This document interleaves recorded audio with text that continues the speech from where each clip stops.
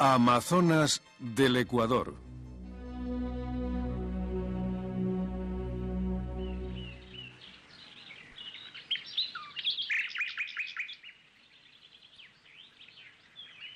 Es el tiempo de la arpía. Este águila del Amazonas del Ecuador está amenazada de extinción.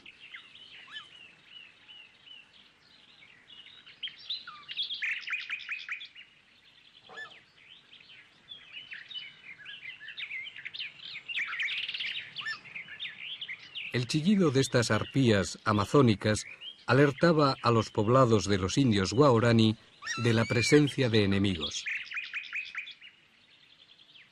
Hoy estas arpías, las mayores águilas con su cresta eréctil en su cabeza gris, corren peligro de desaparecer como una quimera mucho más acuciante que la de las arpías mitológicas, aquellas que tenían rostro de doncella y cuerpo y garras de ave de rapiña.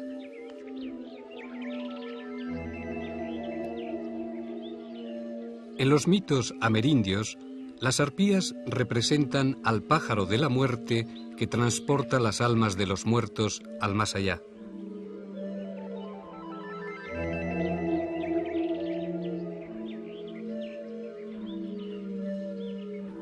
Sin embargo, las arpías del Amazonas y su inquietante cara de brujas y sus garras grandes como manos humanas no son las únicas que no van a existir a este paso.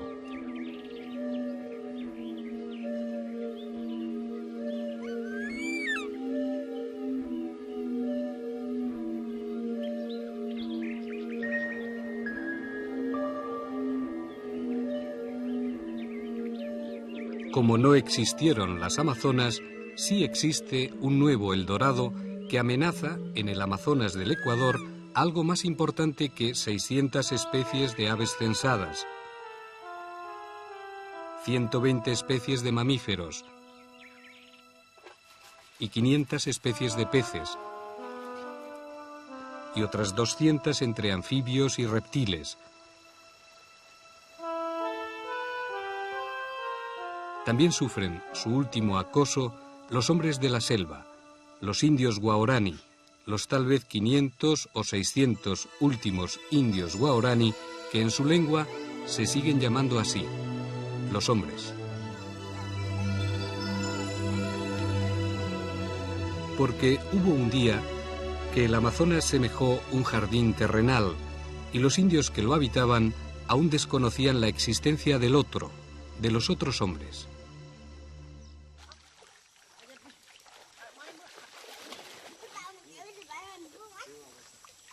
Los guaraní de la Amazonia ecuatoriana han sido prácticamente los últimos en enterarse, solo hacia mediados de los años 50, de que existían otros pueblos que deseaban a veces sus almas, a veces los tesoros de su selva, a veces ambas cosas juntas.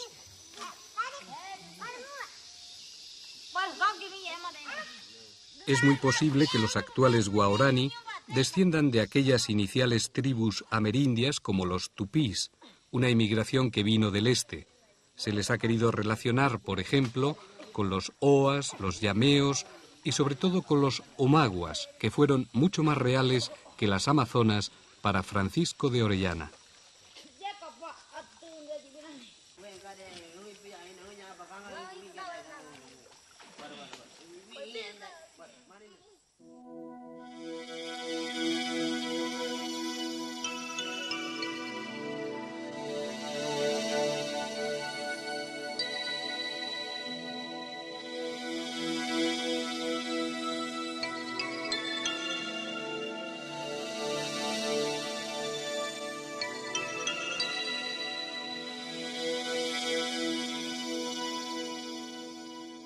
Para llegar hoy a los guaraní supervivientes, el viaje ha de empezar precisamente en el puerto Francisco de Orellana. Desde Quito, la capital ecuatoriana, sita en los Andes, basta un vuelo de menos de una hora para cubrir 500 kilómetros, adentrarse ya en la Amazonia y llegar a esta ciudad tendida entre tres grandes ríos, el Napo, el Coca y el Payamino. Por su proximidad al río Coca o porque a finales del siglo XIX aquí se plantaba coca, a Puerto Francisco de Orellana, fundado por misioneros españoles en 1956, se le conoce también como Coca. Francisco de Orellana, en 1541, descubrió primero el Coca, que aquí vemos en su confluencia con el Napo. A bordo de un bergantín construido en esta selva, Orellana bajó por el Coca y el Napo para entrar luego en el gran río que llamó de las Amazonas. Allí pensaba que encontraría el Dorado, o en su defecto, el país de la canela. 8 meses de expedición por el Amazonas le costó a Orellana llegar a su desembocadura, el Atlántico.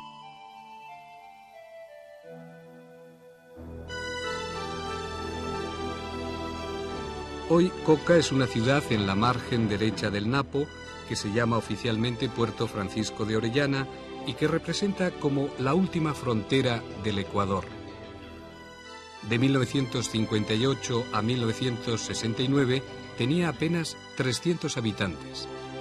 Pero la fiebre del petróleo originó una gran inmigración en los años 70.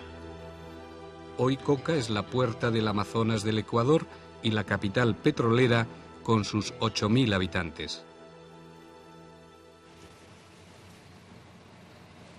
Sus calles son de polvo y barro. No hay luz eléctrica por las noches. El agua no es corriente ni potable. La sanidad escasea.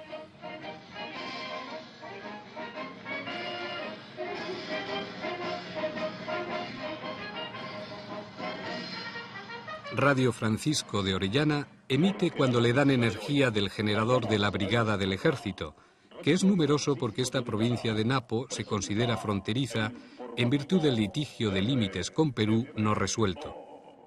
Amables oyentes de Radio Francisco de Orellana, las noticias provinciales, nacionales, locales. Instituto Ecuatoriano de Reforma Agraria y Colonización de la Jefatura Zonal de Orellana. En un magno acto, la Jefatura Zonal del Llera, en Francisco de Orellana, el día 12 de febrero, procederá a entregar títulos de propiedad a comunidades indígenas y colonos por una cantidad de 70.000 hectáreas.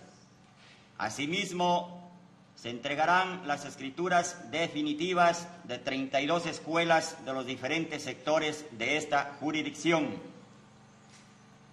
Esta programación constará con los principales directivos del Llera, de la matriz, así lo informó el ingeniero Armando Ortiz, jefe zonal del Llera en Francisco de Orellana, quien destacó además que se cumple de esta manera con el bienestar social del campesino, ya que se siembra el factor confianza al saber el adjudicatario que se podrá ya ser sujeto de crédito en el Banco Nacional de Fomento sucursal Coca y cultivar su pedazo de tierra sin ningún temor, sabiendo que es legítimo propietario.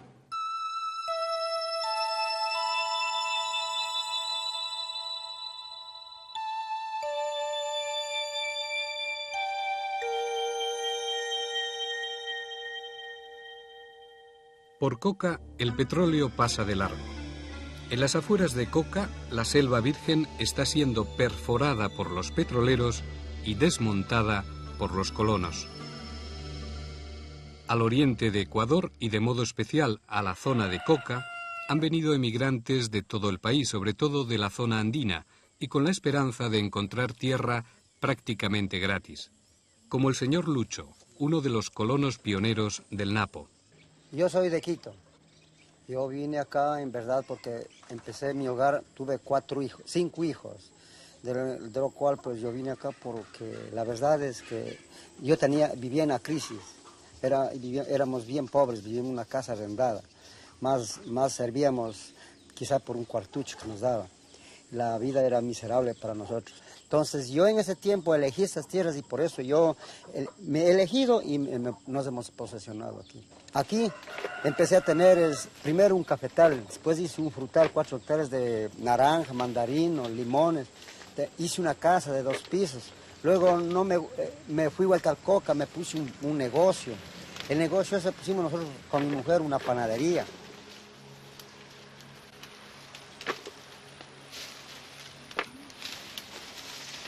Nos cansamos de eso, mi mujer se fue para afuera, yo me puse una discoteca. Me cansé de eso, no me gustó ya eso, los impuestos me empezaron a cobrar mucho.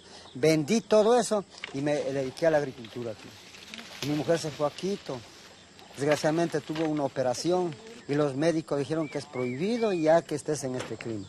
Entonces por eso yo vivo aquí solo con mis animales y de repente me viene a visitar mi mujer, cada 15 o cada mes viene mi mujer.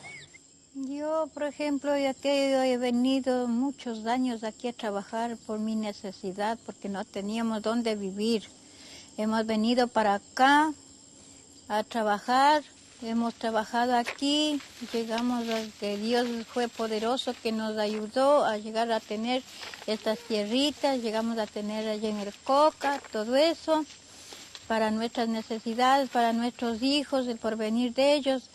Entonces yo, por ejemplo, aquí me he sentido yo mucho antes, me he enseñado por mi trabajo, por mi negocio. Me he sentido bien, pero ahora como me he ido afuera por mi operación, siempre yo soy una mujer que a mí me gusta trabajar. No me gusta, aunque estés enferma, pero estoy trabajando yo afuera para sostener aquí, porque mi marido se encuentra medio postrado, no puede trabajar bien. Entonces tengo que trabajar aquí y en Cumbayá para mi hija que le estoy dando el estudio. Y no me alcanza pues, el dinero para yo poder alcanzarme para los trabajos de aquí. No hay dinero para hacer trabajar aquí el terreno también. Eso es lo que pasa, por eso es lo que yo he estado yo aquí. A menudo, para los indígenas del Amazonas, el mayor contrincante, incluso más que los petroleros, son los colonos. Tanto los colonos como los indios cultivan la palmera de chonta, los colonos por sus frutos, los indios por sus frutos y por su madera buena para hacer lanzas. Desde Coca, una pista abierta en la selva conduce a los pozos petroleros. Este se llama Auca II. Auca es el nombre con que se conoce en el Amazonas del Ecuador a los indios bravos.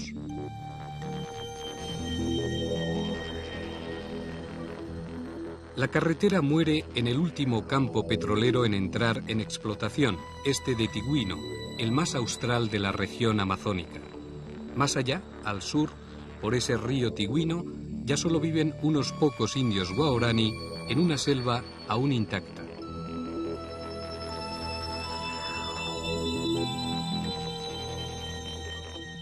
La incorporación del campo Tigüino es de mucha importancia, ya que con los 5.000 barriles diarios que producirá este mencionado campo, aumentará el ingreso económico para el país. Cabe señalar que este campo ha sido desarrollado con tecnología netamente ecuatoriana. Es muy lejano, sin embargo, todos los ecuatorianos hemos apostado para el beneficio del país.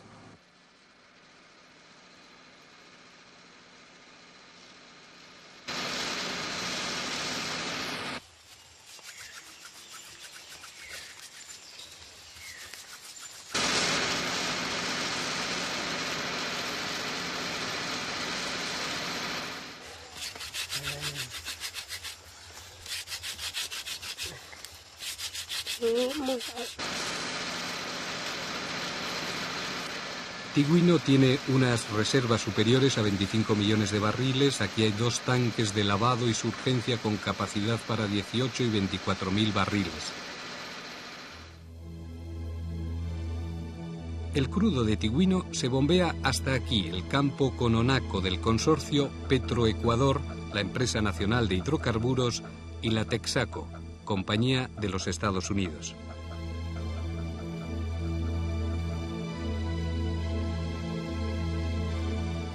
Desde aquí el crudo se bombea hasta Lago Agrio y de allí por el oleoducto transecuatoriano hasta Esmeraldas, en la costa del Pacífico. De esta forma, el oro negro ecuatoriano viaja 503 kilómetros por esos tubos a través de la selva amazónica y las montañas andinas hasta llegar al mar.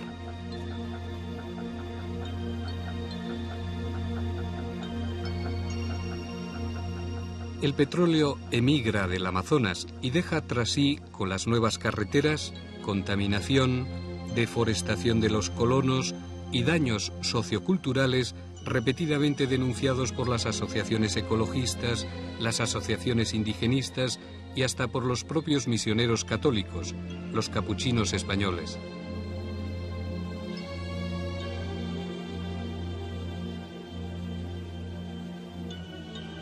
Para los petroleros, la cuestión es otra. El petróleo es la mayor fuente de ingresos de Ecuador y no altera el ecosistema.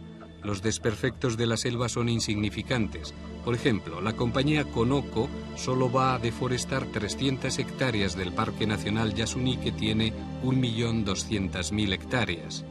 La perforación no será con muchos agujeros, sino con sistema multidireccional o de racimo. Mediante fotos por satélite se detectará cualquier presencia de grupos humanos ajenos a la zona.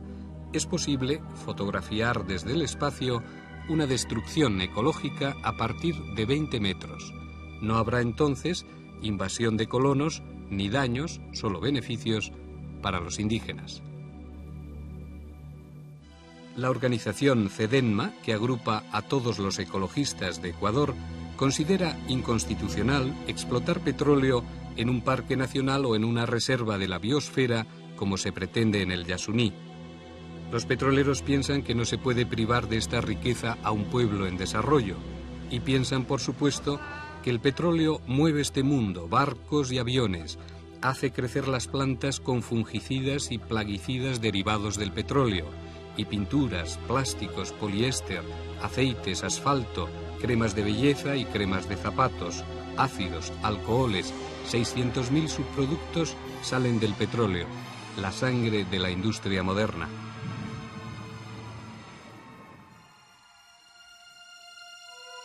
Hay dos maneras de ver el Amazonas: como un gigantesco pedazo de riqueza que por más que se explote no importa, o bien como una tierra paradójicamente frágil que nos importa proteger a todos. Por donde pasa el petróleo pasa una carretera, por allí vienen enseguida los colonos. Muchos de ellos, aquí en el oriente, trabajan la palma africana que produce el aceite rojo del palmiste. Pero donde crece la palma africana se esquilman otras especies vegetales.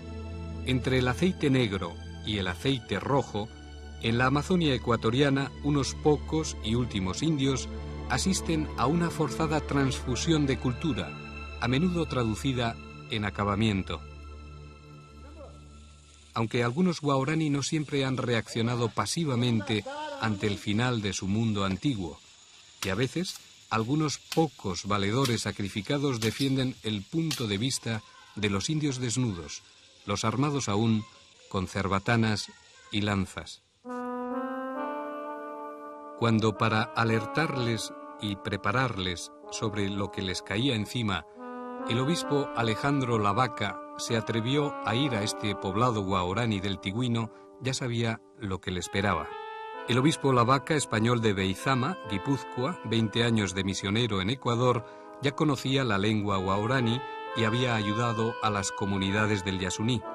Incluso fue adoptado como hijo por Paua, esta mujer, y su marido Inigua. La escasez de mujeres a veces produce estos matrimonios con diferencia de edad.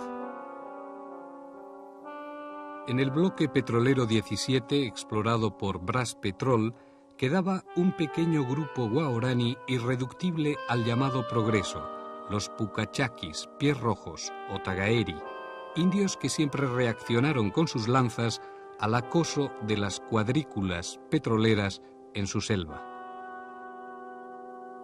Fueron 17 las lanzas que, como esta, fueron encontradas en el cadáver de Monseñor Alejandro Lavaca El día 22 de junio de 1987.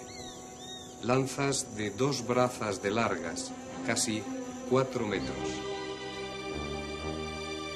Fue ante esta cabaña, probablemente solo un cuarto de hora después de que saltaran a tierra desde el helicóptero los 2 misioneros.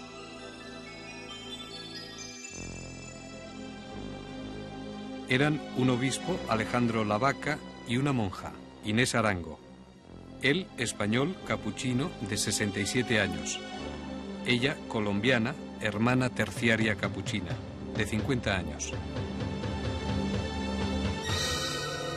Sabían que podían morir cuando le sacaron esta última foto de su vida antes de embarcar en el helicóptero.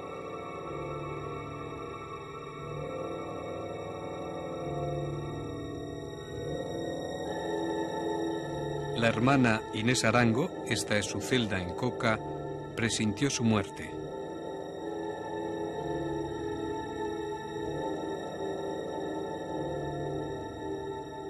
Estas eran sus ropas.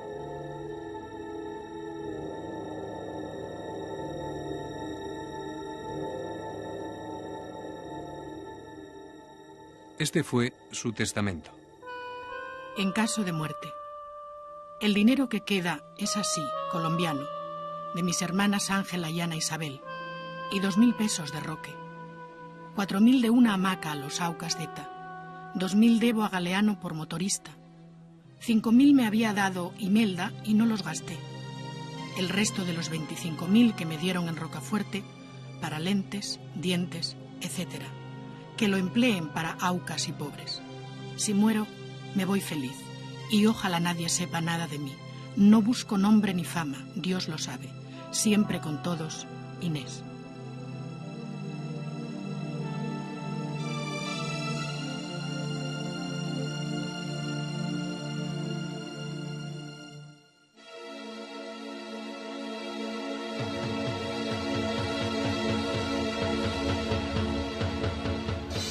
Y esta fue la primera foto del obispo muerto. Un cuerpo borroso, desnudo, cosido a lanzazos.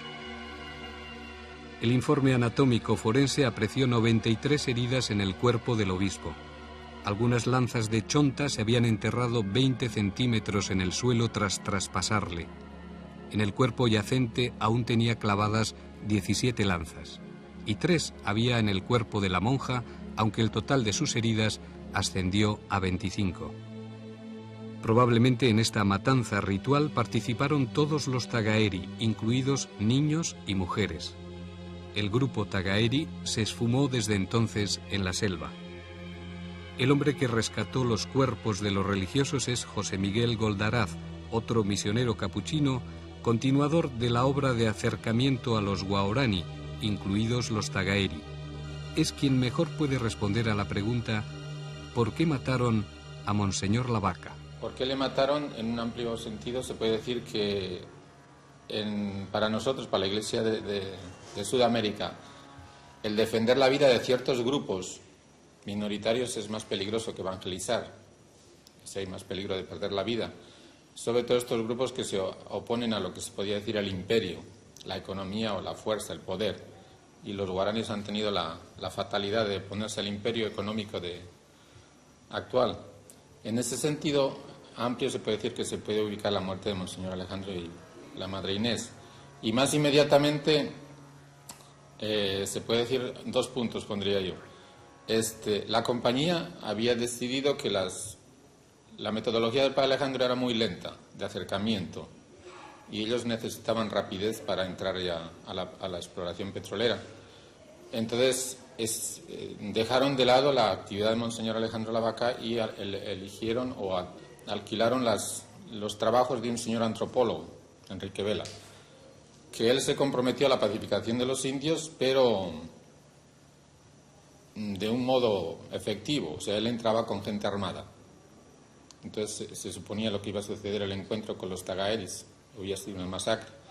Al mismo tiempo la compañía había anunciado que en 2 meses entraba ya definitivamente a la exploración petrolera. Por lo tanto, el Monseñor no tuvo otra opción, aunque sabía que era demasiado riesgosa, que entrar por ver si podía defender la vida de estos hombres. Un año antes había sido muerto el jefe de los tagaeris, el Taga, por la compañía también. Por lo tanto, ellos estaban sometidos a una fuerte presión. Estos son los motivos generales y más en concreto que determinaron la muerte de Monseñor. Pese a ir también una mujer, signo de paz entre los guaraní, fue una matanza brutal. Los guaraní no sacan las lanzas del cuerpo de los muertos porque temen que salgan sus almas y se tomen venganza. Tampoco permanecen en el poblado donde matan. Temen aún a los espíritus de los asesinados. Por eso cogen sus pertenencias, casi nada en unos indios que aún quieren vivir en su propia edad de piedra, y se marchan del poblado. Se cree que los tagaeri se movieron entonces más al sur. Se supone. Nadie ha ido. Nosotros lo intentamos. Primero sobrevolando a partir del campo Tigüino y el puente donde acaba la carretera, y luego siguiendo los zigzags del río Tigüino, en cuya margen derecha se produjo la matanza.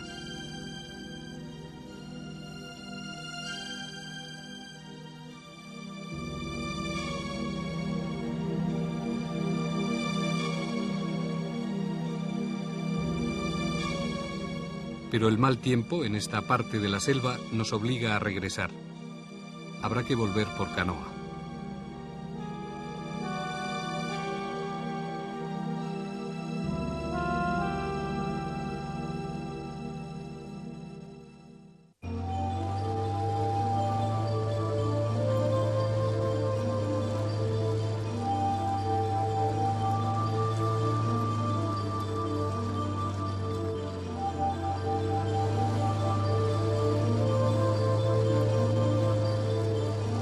Esta es la desembocadura del río Cuchillacu en el río Tigüino. En el río Tigüino fue donde en 1987 los tagaeri mataron al obispo Alejandro Lavaca y a una monja. A partir de esa época, los tagaeri, el grupo guaraní más irreductible, se replegaron precisamente aquí, en las márgenes del río Cuchillacu. Nadie ha entrado en contacto con ellos todavía y ni siquiera se sabe si aún viven. Ya más al sur de este río Cuchillacu no pueden emigrar. En el siguiente río, el Curaray, ya hay colonos y aún más al sur la conflictiva frontera con Perú, demarcada provisionalmente por el Protocolo de Río de Janeiro. En nuestra navegación por este río tortuoso vemos estos capibaras o ronsocos, el mayor de los roedores. No parecen inquietarse demasiado por la presencia humana. Por este río Cuchillacu, angosto, bajo y lleno de palos, nadie navega, ni los indios ni los empleados de la CGG, la Compañía Geofísica General, encargada de los trabajos exploratorios de las petroleras. Ni siquiera se sabe si aún sobreviven algunos de los 30 o 40 miembros de este grupo guaraní que en el último decenio han matado a 10 petroleros y a 2 misioneros. En uno de los raros playones del Cuchillacu, las únicas huellas que encontramos son las que producen las charapas, las tortugas recién nacidas en su primer camino al agua del río.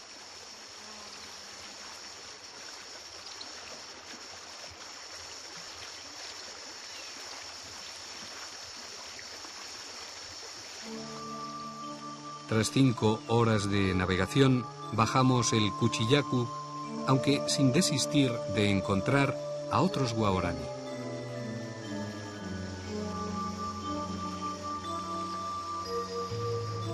Ahora empezamos a surcar, una mañana de enero, el río Shiripuno. A veces como presos por la selva que encajona estos ríos amazónicos de la cuenca del Napo. Pasan lentamente las horas y los árboles. Los guarangos, las guimbas, laureles, quinillas, huitos, cedros, capironas, palmeras, aún en pie, al menos aquí.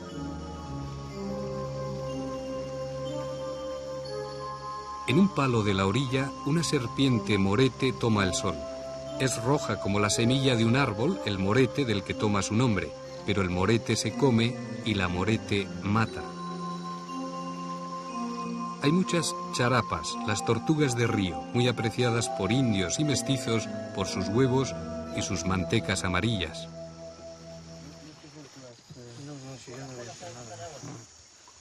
Hay caimanes blancos de hasta un par de metros de largo en las orillas y en los médanos. Cuando paramos, echamos el anzuelo. Enseguida pican las pirañas.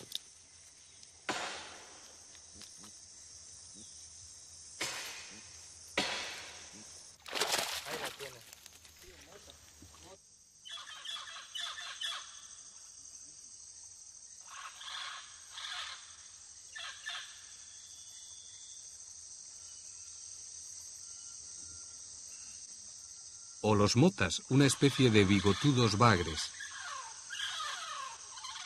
En nuestro campamento, en cualquier playa fluvial, cualquier mañana, preparamos el desayuno. Hoy toca piraña de carne blanca, aunque demasiado llena de espinas.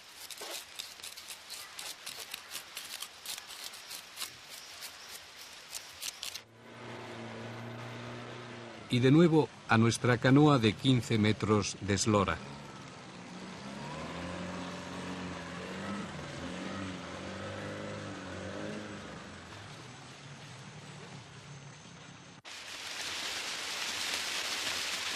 Cuando siempre los esperas, caen los aguaceros del Amazonas. A veces tienes la sensación de que nunca va a escampar, de que todo se va a licuar, hasta los huesos.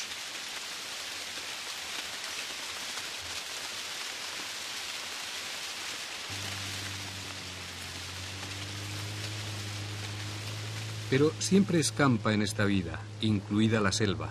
Sale el sol y sabemos lo relativo que es que la temperatura media anual del Amazonas del Ecuador solo sea de 28 grados. Harto de quinina, de calor, de balanceo de piragua, de la espesura foliácea infinita de la selva amazónica, del inmenso mantel detrás y delante de nosotros, del paludismo, que no es moco de pavo, de la fiebre amarilla, hay que continuar y avanzar aún en la espesura 13 días, con la cabeza cavernosa, el corazón y el estómago en un puño, los pulmones sin aliento.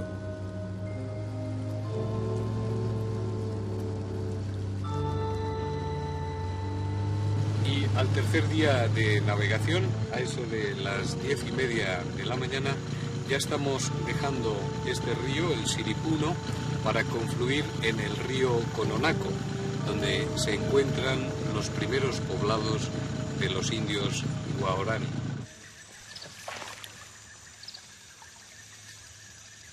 Ahora apagamos el motor. No queremos que oigan ruido los Guaorani del caserío Buanamo, en el Cononaco.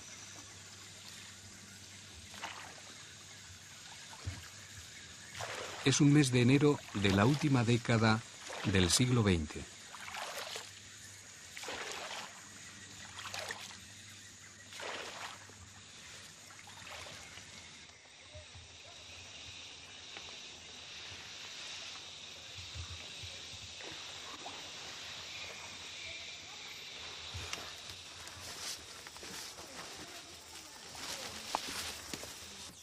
Al principio, los Guaorani de Buanamo recelan y se esconden. Luego nos admiten. El jefe de familia es este hombre, Caroe. Tiene 2 mujeres. La primera es Ñaguare, con la que tuvo 6 hijos, y la segunda, Cacare, que tiene otros 4 hijos. También viven aquí Huira y Namo, sobrino y hermano de Caroe. Esta familia amplia es ya una de las pocas que conserva una cierta tradición, pero tienen esporádicos contactos con los petroleros e incluso son empleados eventuales de la compañía de geofísica. Es el caso, por ejemplo, de Huira. Estuve trabajando 4 días en la compañía y eché de menos nuestro tepe. Y luego me volví aquí con mis parientes. También he bajado por el río con la motora y lo pasé bien. Dentro de poco me iré con otros parientes a Toñamparé. En la compañía abro trochas, tumbo árboles, hacemos casetas y caminos con machete. Por 4 días me pagan 40.000 sucres. Cuando Huira cuenta por días, quiere decir meses. 4 días en su mal castellano son 4 meses, pero 40.000 sucres son solo unas 6.000 pesetas por 4 meses de trabajo.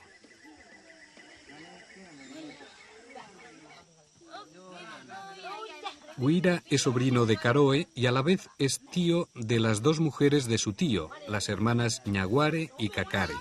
Cacare es viuda del hermano de Caroe y, según es costumbre, fue tomada como esposa por el hermano superviviente. Pero también todo esto evidencia el alto grado de consanguinidad con que se efectúan los matrimonios guaorani y sus secuelas y taras, entre las que destaca el fenómeno frecuente de personas con 24 dedos, como este niño con 6 dedos en cada pie y en cada mano. Huira es uno de los pocos guaorani que aún tienen los lóbulos de las orejas perforados y estirados. Antes se las adornaban metiéndose en los huecos discos de madera de balsa. Su vestuario no puede ser más sucinto. En la cintura, hombres y mujeres llevan un cordón de algodón de ceiba llamado come. En los hombres es un cíngulo prepucial.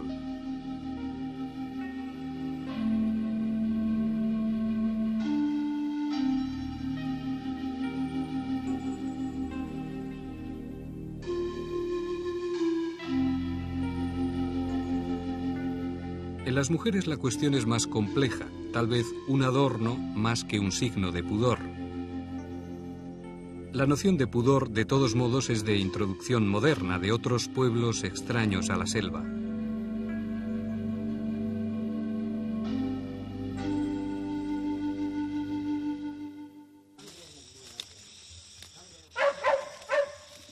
Guaorani, plural de guao, significa hombres. Durante muchos siglos esto equivalió a no saber nada que no perteneciera a su cultura autosuficiente y aislada. En cierto modo, en estos indios se reproduce aún el sueño viviente y anacrónico de Adán y Eva. Pero en el caso de estos últimos indios amazónicos, su mundo no se rompe por ningún pecado original que se les pueda imputar. Lo contrario. Es el contacto, casi siempre fatídico, con otras culturas el que les despersonaliza y el que les desintegra. El salvajismo no se podría aplicar a su relativa desnudez, sino a la propia historia que han sufrido. Aunque todavía fabriquen sus hamacas para dormir y hacer el amor con chambira, como hace esta mujer Cope y su esposo Ñama, lo cierto es que desde mediados del siglo XIX los aucas tuvieron que soportar la invasión de los buscadores de oro y sobre todo de los caucheros que hasta vendían a los indios como esclavos en los mercados de Manaus, Iquitos y Yuminaguas. Los aucas supervivientes se movieron más al sur, entre los ríos Napo y Curiaray. Es su hábitat actual y cada vez se estrecha más por la entrada de petroleros y colonos. Respetar el territorio guaorani y el Parque Nacional Yasuní sería una posibilidad de supervivencia de los guaorani. Unos ya están modernizados en el Curiaray, donde trabajó el Instituto Lingüístico de Verano hasta su expulsión de Ecuador en 1981. En 1956, 5 misioneros norteamericanos evangélicos también fueron alanceados por los aucas. Otros, apenas tal vez una treintena, forman el irreductible grupo de los Tagaeri de la zona del Tigüino. Otros son el centenar escaso del grupo del Cononaco, aún indecisos entre 2 mundos.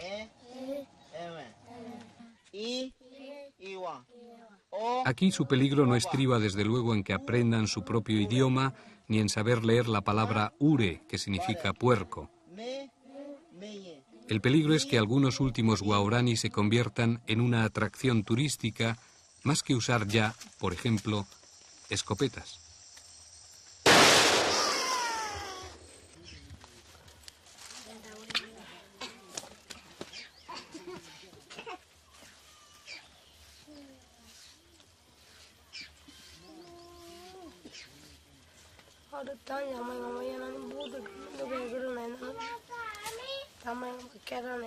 El momento actual es de coexistencia del come o cíngulo prepucial, que aquí vemos hilar a Cope, una mujer de Sandoval, caserío del Cononaco, y alguna eventual pantaloneta.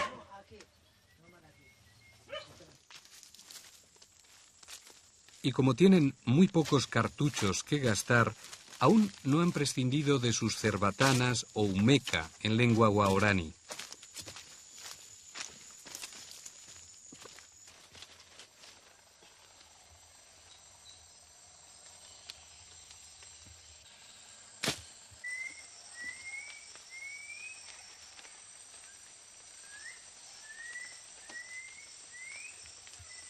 Son cerbatanas o bodoqueras, que también se las llama así en el Amazonas del Ecuador, de 3 metros de largas y unos 4 kilos de peso, hechas con 2 listones de madera de chonta atados con lianas y sellados con resina para no desaprovechar el gran soplido que tienen que imprimir al disparo de un dardo o virote de unos 30 centímetros. Se necesita también un taco de algodón de ceiba, el mismo material de sus cíngulos prepuciales, y así caza todavía, a finales del siglo XX, el indio Caroe, un guaorani del río Cononaco. En la aljaba lleva los dardos, y de la calabaza con el algodón para los tacos pende una mandíbula de piraña para desbastar la punta de las flechas recabadas de esta palma de inayu, en las que se practican unas incisiones en espiral. Esto hace que las puntas, más frágiles que el resto del dardo, se quiebren en el cuerpo de la presa y entonces el veneno surta efecto.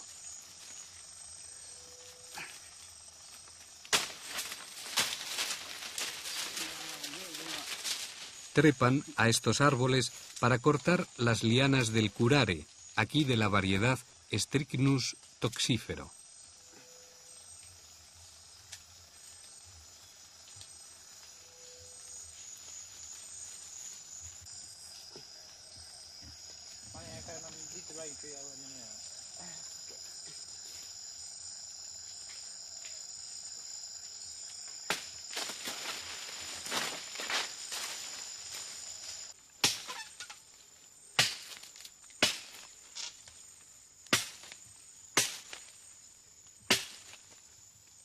No todas las tribus amazónicas usan el mismo curare.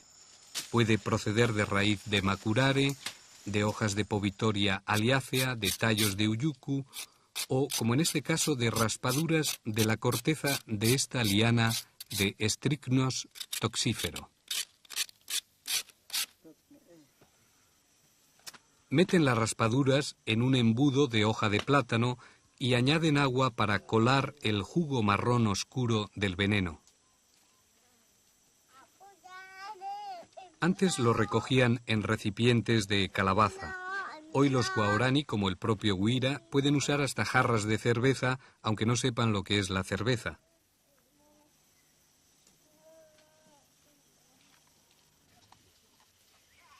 Luego hierven las raspaduras hasta que salga una nata espesa de color café, con la que untan la punta de sus dardos.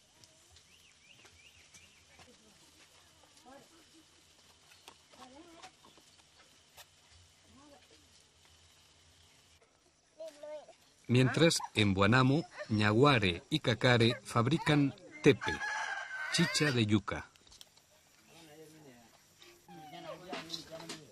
Las mujeres fermentan el tepe escupiendo los pedazos en una olla.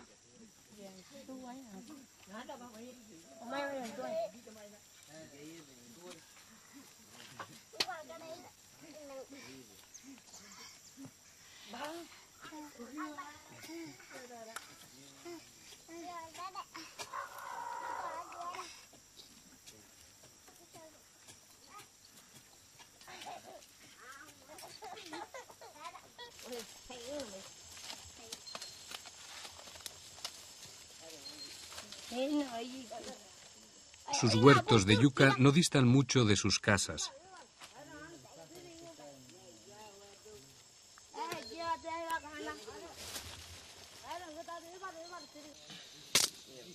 Generalmente el agotamiento de sus huertos o chacras determina, incluso más que el de la caza, el nomadismo guaorani.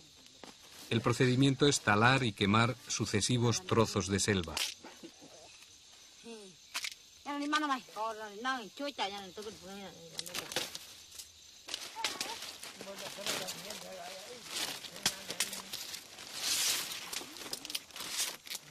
Aunque posea ollas y recipientes modernos, también el guaorani sigue siendo capaz de fabricar una cesta de hoja de plátano en escasos minutos. Los guaorani del Cono Naco aún viven en una sola cabaña comunitaria.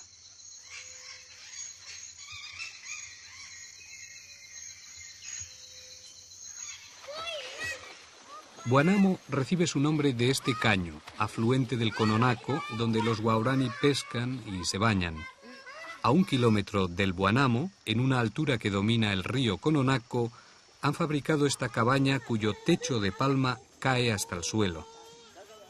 Su anchura es de 6 metros y entre la armazón de palos de chonta cuelgan sus hamacas y prenden sus fuegos. Dentro es donde siguen pensando que su dios Waenoni no ha debido de acabar la creación del mundo como un disco plano cubierto de selva y en cuyo centro puso a los animales y a los hombres, los guaorani. Mucho no ha acabado aún por suceder. Su mundo, si está cambiando, es a peor. Aquí, en el Cono Naco, los guaorani todavía encienden el fuego con unos palitos como en el Neolítico. Pero esto no quiere decir que el río no les traiga también el olor del petróleo.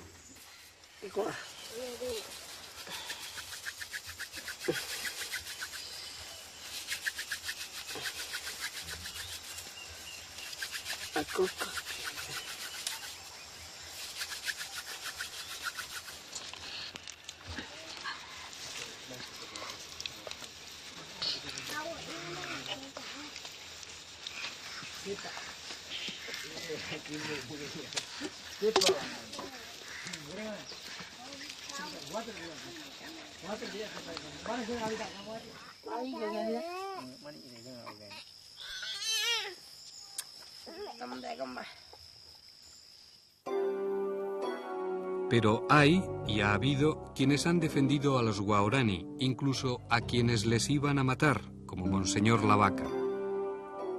Antes de ser matado por ellos, dijo que los guaorani son una minoría en peligro de extinción biológica.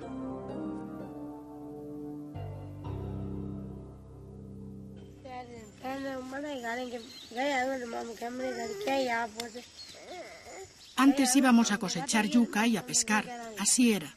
Después de venir de pescar íbamos a coger agua, a cocinar y a comer. Cuando no teníamos ganas de beber tepe, íbamos a pescar y luego sí que bebíamos chicha. Otras tardes también íbamos a sacar la mata del plátano viejo para sembrarla en una nueva chacra. A veces hacemos lo mismo con las plantas de yuca, las dejamos recogidas para sembrarlas al día siguiente por la mañana. Otras veces, después de cosechar yuca, nos vamos a pescar con barbasco.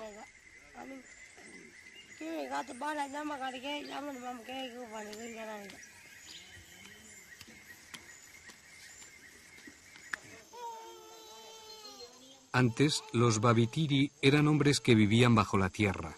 Tenían sus bocas cerradas, cocinaban yuca, pero solo vivían de su olor. Hoy, la yuca del Amazonas del Ecuador ya empieza a oler a petróleo.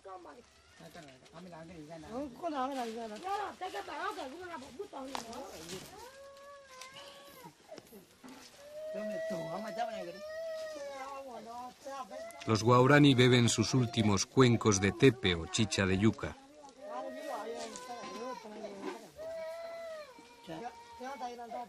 Pese a que ocupan sus territorios con pleno derecho de posesión milenaria, los necesitan ahora también de una manera legal. Que el gobierno de su país, el Ecuador, que empiezan a conocer, les garantice su existencia como pueblo, su identidad, lengua, cultura, costumbres y uso de los recursos naturales a su alcance. De lo contrario, ya no quedarán guaraní vivos para seguir contando que, al menos antes, ellos eran los hombres.